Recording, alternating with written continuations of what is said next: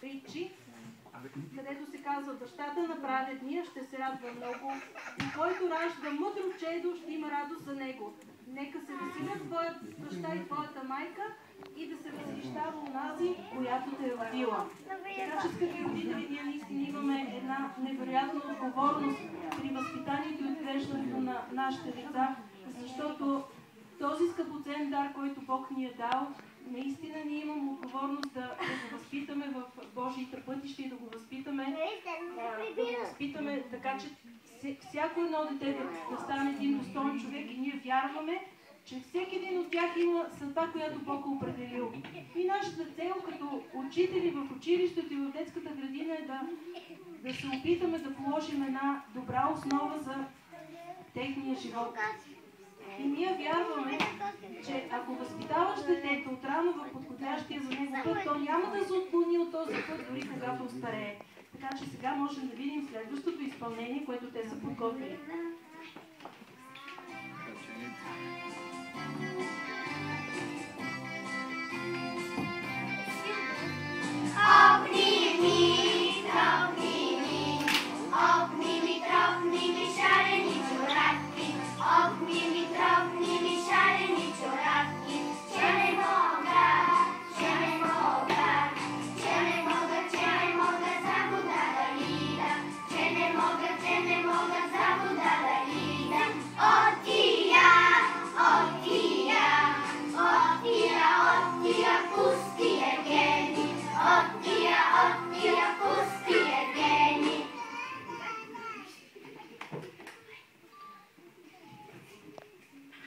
Браво или почисти?